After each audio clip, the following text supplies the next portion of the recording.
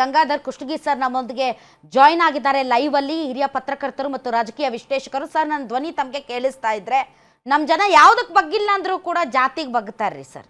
ಅದರಲ್ಲೂ ಕಾಂಗ್ರೆಸ್ ಅಲ್ಲಿ ಲಿಂಗಾಯತರನ್ನ ಕಳ್ಕೊಂಡ್ವಿ, ಒಕ್ಕಲಿಗರನ್ನ ಕಳ್ಕೊಂಡ್ವಿ ಅಂತ ಹೇಳಿ ಬಡ್ಕೋತಿದ್ದವರು ಈ ಬಾರಿ ಚುನಾವಣೆಯಲ್ಲಿ ಎಲ್ಲರನ್ನೂ ಪಡ್ಕೊಂಡ್ರು. ಇವತ್ತೇನು ಒಕ್ಕಲಿಗ ನಾಯಕರು ಡೆಲ್ಲಿಗೆ ಹೋಗಿದ್ದಾರೆ, ಇದು ಯಾವುದರ ಸಂದೇಶ ರೀ ಸರ್? ಈಗ ನೋಡಿ ಮೇಡಮ್, ನೀವು ಸರಿಯಾದ ರೀತಿಯಲ್ಲಿ ಒಂದು ಹೇಳ್ತಾ ಇದ್ದೀರಿ. ಜಾತಿಯ ವಿಷಯ ಅದು ವಿಶ್ಲೇಷಣೆ ಆಗ್ಬೇಕಾಗಿದೆ. ಇವತ್ತು ಇಲ್ಲಿ ಕರ್ನಾಟಕದಲ್ಲಿ ಕಾಂಗ್ರೆಸ್ ಒಂದು ಪಕ್ಷ, ಕರೆಕ್ಟು. ಆದರೆ ಇಲ್ಲಿ ಅದ್ರ ಒಳಗಡೆನೆ ಏನಂತಾರಪ್ಪ ಅಂದ್ರೆ ಜಾತಿ ಧ್ರುವೀಕರಣ ಆಗಿದೆ ಅಂತ, ಅಹಿಂದ ಮತ್ತು ಮುಂದುವರೆದ ಜಾತಿಗಳದು ಅಂತ. ಹಾಗಾಗಿ ಪವರ್ ಕಿತ್ತಾಟ ಸ್ಟಾರ್ಟ್ ಆಗಿದೆ. ಅದು ಮುಂಚೆಯಿಂದನೂ ಏನಂತಾರಪ್ಪ ಅಂದ್ರೆ ಅದು ಒಳಗಡೆ ಒಪ್ಪಂದ ಇತ್ತು ಅಂತೇಳಿ ಶಿವಕುಮಾರ್, ಡಿ.ಕೆ. ಶಿವಕುಮಾರ್ ಅವರು ಹೇಳ್ತಾ ಇದ್ರು, ಅವರ ಬ್ರದರ್ ಹೇಳ್ತಾ ಇದ್ರು, ಮತ್ತೆ ಬೇರೆ ಬೇರೆಯವರು ಹೇಳ್ತಾ ಇದ್ರು. ಆದ್ರೆ ಇದನ್ನ ಮುಂದುವರಿದ ಜಾತಿಗಳು ಸಹಿತ ತಮ್ಮ ಜೊತೆ ಇದಾವೆ ಅಂತ ಹೇಳಿ ತೋರ್ಸೋದ್ರ ಸಲುವಾಗಿ ಸಿದ್ದರಾಮಯ್ಯನವರು ಏನಪ್ಪಾ ಅಂದ್ರೆ ಎಂ.ಬಿ. ಪಾಟೀಲ್, ರಾಯರೆಡ್ಡಿ ಮತ್ತೆ ಎಂತ ಬೇರೆ ಬೇರೆ ಬಿ.ಆರ್. ಪಾಟೀಲ್ ಇಂಥವ್ರನ್ನ ಏನಪ್ಪಾ ಅಂದ್ರೆ ಇಟ್ಕೊಂಡಿದ್ದಾರೆ ತಮ್ಮ ಸುತ್ತ. ಅವರೆಲ್ಲ ಲಿಂಗಾಯತ ಒಂದು ಏನಂತಾರಪ್ಪ ಅಂದ್ರೆ ಧರ್ಮವನ್ನ ಒಡೆಯೋದ್ರಲ್ಲಿ ಏನಪ್ಪಾ ಅಂದ್ರೆ ಅವ್ರು ಮುಂದಾಳತ್ವ ವಹಿಸಿದ್ರು ಈ ಹಿಂದೆ. ಆ ಪರಿಣಾಮವಾಗಿ ಕಾಂಗ್ರೆಸ್ ತನ್ನ ಏನಪ್ಪಾ ಅಂತಾರಪ್ಪ ಅಂದ್ರೆ ಸೋಲನ್ನು ಕಾಣಬೇಕಾಯ್ತು. ಅವಾಗ ಹೋಗಿ ಇವರು ಕ್ಷಮಾಪಣೆ ಕೇಳಿದ್ದೆ ಯಾರಪ್ಪ ಅಂದ್ರೆ ಡಿ.ಕೆ. ಶಿವಕುಮಾರ್ ಅವರು ಎಲ್ಲಿ ಹೊಸಪೇಟೆಯಲ್ಲಿ ಅಲ್ಲಿ ಕೇಳಿದ್ರು, ನಾವು ತಪ್ಪು ಮಾಡಿದ್ದೇವೆ, ನಾವು ಲಿಂಗಾಯತರು ಮತ್ತು ವೀರಶೈವ ಅಂತ ಬೇರೆ ಮಾಡ್ಲಿಕ್ಕೆ ಹೋಗಿ ಕಾಂಗ್ರೆಸ್ ಪಕ್ಷ ತಪ್ಪು ಮಾಡಿತು ಅಂತ ಹೇಳಿ ಕ್ಷಮಾಪಣೆ ಕೇಳಿದ್ವು.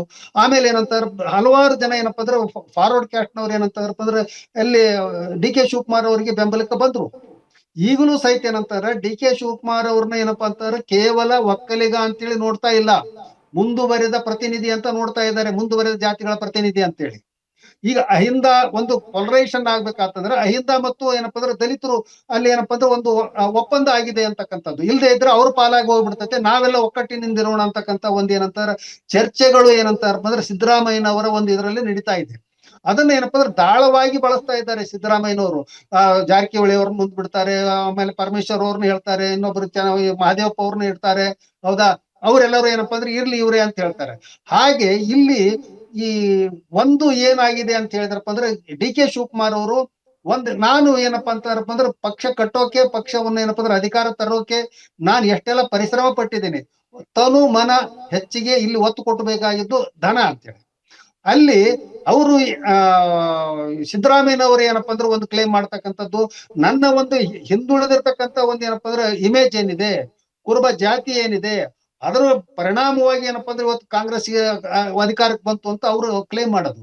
ಇಲ್ಲ, ಇವ್ರು ನಾವು ದುಡ್ದಿದೀವಿ, ನಮ್ಮ ಒಂದು ಏನಪ್ಪಾ ಅಂದ್ರೆ ಪರಿಶ್ರಮ ಮತ್ತು ಈ ಮಾನಿಟರಿ ಏನಪ್ಪಾ ಅಂದ್ರೆ ಅರೇಂಜ್ಮೆಂಟ್ಸ್ ಎಲ್ಲ ನಂದು ಅಂತಕ್ಕಂಥದ್ದು ಇಲ್ಲಿದೆ. ಹಾಗಾಗಿ ಅದು ಎಲ್ಲ ಚರ್ಚೆಗೆ ಒಳಗಾಗಬೇಕಿರ್ತಕ್ಕಂಥ ವಿಷಯ. ಅದನ್ನ ಎಕ್ಸಾಕ್ಟ್ಲಿ ನಾವೇನಪ್ಪಾ ಅಂದ್ರೆ ಹೇಳಲಿಕ್ಕೆ ಆಗೋದಿಲ್ಲ. ಅದನ್ನ ಇವತ್ತೇನಂತ ಅಂದ್ರೆ ಹೈಕಮಾಂಡ್ ಕೂಡನು ಈ ಡಿ.ಕೆ. ಶಿವಕುಮಾರ್ ಅವರಿಗೆ ಯಾಕೆ ಹಸ್ತಾಂತರ ಮಾಡಬೇಕು ಅಂತೇಳಿ ಅನ್ಕೊಂಡಿತ್ತು ಅಂತ ಹೇಳಿದ್ರೆ, ಅವ್ರು ಕಷ್ಟ ಕಾಲದಲ್ಲಿ, ಹೌದಾ, ಟ್ರಬಲ್ ಶೂಟರ್ ಅಂತಕ್ಕಂಥದ್ದು ಬೇರೆ ಬೇರೆ ರಾಜ್ಯಗಳಲ್ಲಿ ಹೋಗಿ ಇನ್ನೊಂದು ಮಾಡಿ ಮತ್ತೊಂದು ಅವರೆಲ್ಲರನ್ನು ಕಳಿಸ್ತಾ ಇರ್ತಕ್ಕಂಥದ್ದು. ಇಲ್ಲಿನೂ ಸಹಿತ ಕರ್ನಾಟಕದ ಒಂದು ದೇಹದಲ್ಲಿ ಬ್ಯಾಡ್ ಕೊಲೆಸ್ಟ್ರಾಲ್ ಜಾಸ್ತಿ ಆದಾಗ ಹಾರ್ಟ್ ಅಟ್ಯಾಕ್ ಆಗೋ ಚಾನ್ಸಸ್ ಜಾಸ್ತಿ. ಇತ್ತೀಚೆಗಂತೂ ಸಿಕ್ಕಾಪಟ್ಟೆ ನ್ಯೂಸ್ನ ಕೇಳ್ತಾನೆ ಇದ್ದೀವಿ. ಸೊ ಬ್ಯಾಡ್ ಕೊಲೆಸ್ಟ್ರಾಲ್ನ ಕಮ್ಮಿ ಮಾಡೋದಕ್ಕೆ ಉತ್ತಮವಾದ ಆಹಾರ ತುಂಬ ಇಂಪಾರ್ಟೆಂಟು. ಜೀನಿ ಸ್ಲಿಮ್ ಯೂಸ್ ಮಾಡಿ. ಕರೆಕ್ಟ್, ಜೀನಿ ಸ್ಲಿಮ್ನಲ್ಲಿರುವಂತಹ ಎಷ್ಟೋ ಆಹಾರ ಧಾನ್ಯಗಳು ಕೊಲೆಸ್ಟ್ರಾಲ್ ಲೆವೆಲ್ನ ಕಮ್ಮಿ ಮಾಡೋದಕ್ಕೆ ಹೆಲ್ಪ್ಫುಲ್ ಆಗುತ್ತೆ. ಸೊ ಹೆಲ್ದಿ ಆಗಿರಿ, ಜೀನಿ ಸ್ಲಿಮ್ನ ಯೂಸ್ ಮಾಡಿ. ನಲ್ಲಿ ಯಾವ ರೀತಿ ಅವರು ಪಾತ್ರ ನಿರ್ವಹಿಸಬೇಕು ಅಂತಕ್ಕಂಥದ್ದನ್ನು ಸಹಿತ ಅವರು ಹೇಳಿದ್ರು. ಅದನ್ನ ಅವರ ಹೈಕಮಾಂಡ್ ಅಂತಕ್ಕಂಥದ್ದು ಅದು. ಆಮೇಲೆ ಡೆಲ್ಲಿಯಲ್ಲಿ ಏನಪ್ಪಾ ಅಂದ್ರೆ ಅವ್ರದ್ದು ಇಡಿ ರೇಡ್ ಆಯ್ತು. ಆ ದುಡ್ಡು ಏನಂತಂದ್ರಪ್ಪ ಅಂದ್ರೆ ಅದು ಪಕ್ಷಕ್ಕೆ ಸೇರಿದ್ದು ಅಂತಕ್ಕಂಥದ್ದು ಹೇಳಿಕೆ ಅದು ಅಲ್ಲ ಬಂತು. ಆ ಒಂದು ಹಿನ್ನೆಲೆಯಲ್ಲೂ ಸಹಿತ ಅಂದ್ರೆ ನಾವು ವಿಶ್ಲೇಷಣೆ ಮಾಡ್ಬೇಕಾಗತ್ತೆ. ಹೈಕಮಾಂಡ್ ಮತ್ತೆ ಏನಪ್ಪಾ ಅಂದ್ರೆ ಡಿ.ಕೆ. ಶಿವಕುಮಾರ್ ಅವರ ಒಂದು ಸಂಬಂಧ ಯಾವ ರೀತಿ. ಮತ್ತು ಅಲ್ಲೂ ಕೂಡ ತಿಹಾರ್ ಜೈಲಿನಲ್ಲಿ ಇದ್ದಾಗ ಅಹಮದ್ ಪಟೇಲ್ ಅವರಾಗಿರ್ಬೋದು, ಸೋನಿಯಾ ಗಾಂಧಿ ಅವರಾಗಿರ್ಬೋದು, ಅವರು ಮಾತಾಡಿ ಇಲ್ಲ ನಿನ್ನ ಪಕ್ಷನಿಷ್ಠಕ್ಕೆ ನಾವು ಮೆಚ್ಚಿದೀವಿ, ಪಕ್ಷದ ಅಧ್ಯಕ್ಷರು ಮಾಡ್ತೀವಿ ಅಂತ. ದೆಹಲಿಯಿಂದ ಅವರು ಬರಬೇಕಾದ್ರೆ, ಜೈಲಿಂದ ವಾಪಸ್ ಆಗಬೇಕಾದ್ರೆ ಅವರಿಗೆ ದೊರೆತಂತಹ ಸ್ವಾಗತ ಮತ್ತು ತದನಂತರ ಅವರನ್ನ ಪಕ್ಷದ ಅಧ್ಯಕ್ಷರನ್ನಾಗಿ ಮಾಡಿದ್ದು. ಸೊ ಇವೆಲ್ಲವನ್ನ ನೋಡಿದಾಗ ಸರ್, ಈಗ ಮಾತುಕತೆ ಆಗಿತ್ತು ಅನ್ನೋದಾದ್ರೆ ಕಳೆದ ಬಾರಿಯ ಎಲೆಕ್ಷನ್ ಇದು ಡೆಫಿನೆಟ್ಲಿ ಸಿದ್ದರಾಮಯ್ಯನವರ mass leader approach the same time ತಾವು ಹೇಳಿದಂಥ ಪಕ್ಷ ಸಂಘಟನೆ ಮತ್ತು ಟ್ರಬಲ್ ಶೂಟರ್ ಮತ್ತು ಪಕ್ಷವನ್ನು ಅಧಿಕಾರಕ್ಕೆ ತರಬೇಕದಕ್ಕೆ ಬೇಕಾಗಿರುವಂಥ ಎಲ್ಲ ಸಂಪನ್ಮೂಲಗಳು ಆ ಜವಾಬ್ದಾರಿಯನ್ನು ಅಧ್ಯಕ್ಷರಾಗಿ ಡಿ ಕೆ ಶಿವಕುಮಾರ್ ಅವರು ನಿಭಾಯಿಸಿರೋದು. ಸೊ ಇವರಿಬ್ಬರ ಪಾತ್ರ ಅಧಿಕಾರಕ್ಕೆ ತರೋದ್ರಲ್ಲಿ ಇದೆ. ಇದ್ದದ್ದರಿಂದ ಇಬ್ಬರಿಗೂ ಅಧಿಕಾರ ಹಂಚಿಕೆ ಮಾಡ್ತೀವಿ ಅಂತ ಏನಾದರೂ ಮಾತುಕತೆ ಆಗಿದ್ದರೆ ಸಿದ್ದರಾಮಯ್ಯನವರು ಇಲ್ಲಿ ಕಳಕಳದೇನು? ಆಲ್ರೆಡಿ ಅವರು ಮುಖ್ಯಮಂತ್ರಿಗಳಾಗಿ ಸಂಪೂರ್ಣ ಅವಧಿಯನ್ನು ನಿಭಾಯಿಸಿದ್ದಾರೆ. ಮತ್ತೆ ಈ ಬಾರಿ 2.5 ವರ್ಷಗಳ ಕಾಲ ಅವರು ಅಧಿಕಾರವನ್ನು ನಡೆಸಿದ್ದಾರೆ. ಕಳ್ಕೊಳ್ಳೋದೇನೈತಿ? ಸಿದ್ದರಾಮಯ್ಯನವ್ರಿಗೆ ಕೆಳಗಿಳಿಸಿದ ತಕ್ಷಣ ಅಹಿಂದ ಓಟ್ಗಳು ಅವ್ರನ್ನ ಬಿಟ್ಟು ಯಾಕೆ ಹೋಗ್ತವೆ? ಅವ್ರೇನು ಪಕ್ಷನೇ ಬಿಟ್ಟು ಬಿಡ್ತಾರೇನು? ಪಕ್ಷದಿಂದ ಸಂಬಂಧನೇ ಕಳ್ಕೊಳ್ತಾರೇನು? ಇಷ್ಟೆಲ್ಲ ಕೊಟ್ಟಂತಹ ಪಕ್ಷಕ್ಕೆ ಇವರು ಇದ್ದಕ್ಕಿದ್ದಂತೆ ನನ್ನ ನಿಲ್ಲಿಸಿದ ತಕ್ಷಣ ನನಗೂ ಅದಕ್ಕೂ ಸಂಬಂಧ ಇಲ್ಲ ಅಂತೇಳಿ ದೂರ ಆಗ್ಬಿಡ್ತಾರೇನು? ಎಲ್ಲಿ ಹೋಗ್ತಾವ ಅಹಿಂದ ಮತಗಳು? ಇಲ್ಲ, ಈಗ ಏನಾಗಿದೆ ಅದಕ್ಕೆ ಈಗ ನೋಡಿ, ಈಗ ನಾವು ಬಿಹಾರ್ ಚುನಾವಣೆಯನ್ನು ನೋಡಿದ್ದೇವೆ, ಈಗ ಮಹಾರಾಷ್ಟ್ರ ಚುನಾವಣೆಯನ್ನು ನೋಡಿದ್ದೇವೆ. ಈ ಜಾತಿ ಸಮೀಕರಣಗಳು, ಧ್ರುವೀಕರಣಗಳು ಹೇಗಾಗ್ತಾ ಇದ್ದಾವ ಅಂತೇಳಿ.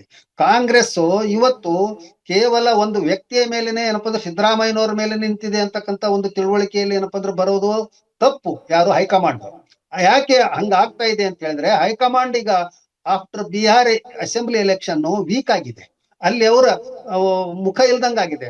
ಇವತ್ತು ಏನಂತಾರಪ್ಪ ಅಂದ್ರ ರಾಹುಲ್ ಗಾಂಧಿ ಏನಪ್ಪಾ ಅಂದ್ರೆ ರಾಜೀನಾಮೆ ಕೊಡ್ಬೇಕು ಅಂತಕ್ಕಂಥ ಚರ್ಚೆಗಳು ಸಹಿತ ನಡೀತಾ ಇದ್ದಾವೆ. ಯಾಕೆ ಅಂತ ಹೇಳಿದ್ರೆ ಆ ರೀತಿಯಲ್ಲಿ ಕೊಚ್ಚಿ ಹೋಗ್ತಾ ಇದೆ ಪಾರ್ಟಿ, ಮುಳುಗುತ್ತಿರ್ತಕ್ಕಂಥ ಪಕ್ಷ ಅಂತಕ್ಕಂಥದ್ದು. ಹಾಗಾಗಿ ಇದನ್ನ ಏನಪ್ಪಾ ಅಂದ್ರೆ ಈಗ ಸಿದ್ದರಾಮಯ್ಯನವ್ರು ನಾವು ತಡ್ಕೊಂಡ್ರಪ್ಪ ಅಂದ್ರೆ ಮತ್ತೇನಾಗುತ್ತೋ ಅಂತಕ್ಕಂಥದ್ದು ಅಲ್ಲಿ ಏನಪ್ಪಾ ಅಂದ್ರೆ ಹೇಳೋರಿಲ್ಲ. ಅಲ್ಲಿ ಏನಪ್ಪಾ ಅಂದ್ರೆ ಒಂದು ಪೊಲಿಟಿಕಲ್ ಮೆಚುರಿಟಿ ಅಂತಕ್ಕಂಥದ್ದು ಈಗ ಹೈಕಮಾಂಡ್ ನಲ್ಲಿ ಕಾಣ್ತಾ ಇಲ್ಲ. ಅಲ್ಲಿ ಯಾರ್ಯಾರು ಇದ್ರು, ಅಲ್ಲಿ ಕೋಟ್ರಿ ಒಂದ್ ಏನಪ್ಪಾ ಅಂದ್ರೆ ಅವ್ರದ್ದು ಒಂದು ಸುತ್ತರ್ದು ಇದ್ರು, ಅವ್ರನ್ನ ಏನಪ್ಪಾ ಅಂದ್ರೆ ಇವತ್ತು ಏನಪ್ಪಾ ಅಂದ್ರೆ ವಿಶ್ವಾಸಕ್ಕೆ ತಗೊಂಡಿಲ್ಲ. ಅದು ಒಂದು ಪರಿಣಾಮ. ಇವತ್ತು ಯಾವ ರೀತಿ ಏನಪ್ಪಾ ಅಂದ್ರೆ ಬೇರೆ ಬೇರೆ ಸ್ಟೇಟ್ ಗಳನ್ನ ಮೇಂಟೈನ್ ಮಾಡ್ಬೇಕು ಅಂತಕ್ಕಂಥದ್ದು ಅಲ್ಲಿ ಬಿಹಾರದಲ್ಲಿ ಏನಪ್ಪಾ ಅಂದ್ರೆ ಕಳ್ಕೊಂಡ್ರು. ಹಾಗೆ ಇವರು ಅಂದ್ರೆ ನಾಯಕರು ಏನ್ ಹೋಗಿ ಏನ್ ಮಾಡ್ತಾರೆ? ಡೆಲ್ಲಿಗೆ ಹೋಗಿ ಏನ್ ಮಾಡ್ತಾರೆ? ರಾಹುಲ್ ಗಾಂಧಿ ಮನೆ ಮುಂದೆ ನಿಂತ್ಕೋತಾರ?